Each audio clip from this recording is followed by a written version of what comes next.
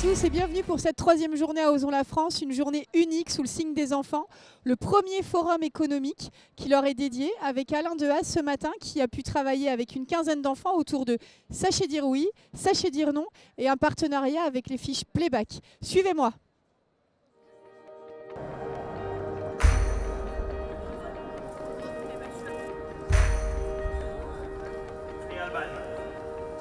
Bonjour, je suis ravi.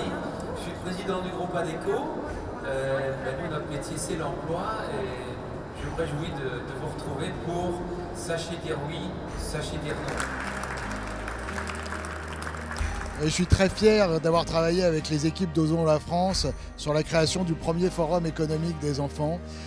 L'idée en fait était de montrer aux jeunes un environnement économique un peu différent de celui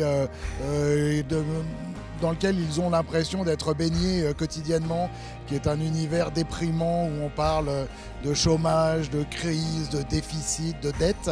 Et alors qu'en réalité, l'économie, celle qu'ils vont vivre, c'est une aventure excitante. Rendez-vous compte, vous allez faire des métiers qui n'existent pas aujourd'hui. Il va falloir les inventer.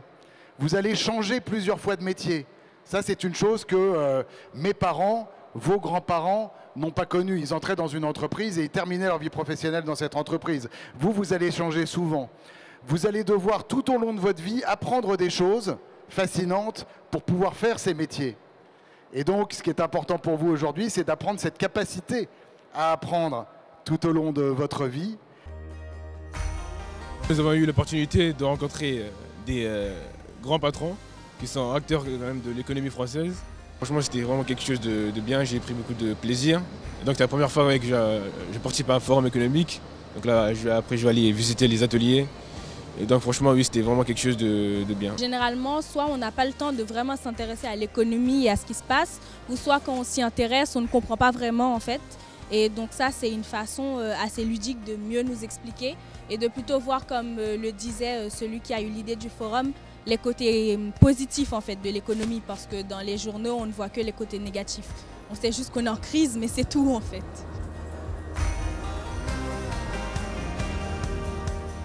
L'événement du jour sur l'espace ADECO, c'est sans aucun doute la conférence de Philippe Ayat, donner envie aux parents, aux enfants d'entreprendre à travers son livre L'avenir à portée de main. 100 000 entrepreneurs, c'est une association qui fait témoigner des entrepreneurs dans les classes, au collège, au lycée, dans l'enseignement supérieur. Parce qu'en racontant une aventure d'entrepreneur, on donne mieux envie aux jeunes soit d'entreprendre, soit tout simplement de prendre sa vie en main ou d'avoir envie de le faire. L'initiative menée par ADECO est formidable. Ce matin, on s'est réunis avec une trentaine de jeunes au collège qui nous ont parlé de ce qu'ils avaient envie de faire plus tard, de leur métier de rêve, comme ils disent. J'étais très frappé de leur maturité. C'était un plaisir d'échanger avec eux. Moi, je leur ai juste dit qu'on pouvait effectivement partir de ses envies, construire un projet et le porter. C'est pas grave si on se plante, le tout c'est de suivre ce qu'on a vraiment envie de faire dans la vie. ADECO accompagne 100 000 entrepreneurs depuis des années parce qu'on partage ensemble cette envie de tendre la main aux jeunes générations, d'entreprendre sa vie, de porter son projet.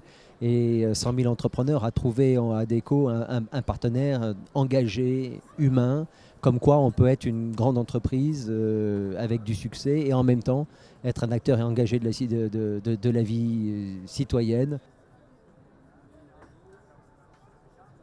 Osons l'emploi autrement, ça veut dire que pour choisir son emploi, il faut revenir vers soi-même, vers ses envies profondes, vers ses talents, vers ses passions. Il n'y a pas de fatalité. Même si le marché de l'emploi est difficile, si on s'écoute, on peut réussir sa vie professionnelle et même c'est un choix de vie tout court, on peut réussir sa vie. Osons la France, c'est l'audace, mais c'est aussi de l'innovation. Aujourd'hui, les robots s'invitent chez ADECO. Je vous présente mon nouvel ami, BIM. Alors, BIM, c'est quoi ? BIM, c'est un robot de téléprésence. On pourrait dire encore un avatar ou une machine de télétransportation. Ça sert en fait à avoir le don d'ubiquité. Peu importe la raison, je ne peux pas me rendre dans un lieu, je vais pouvoir y aller et m'y rendre à travers mon robot.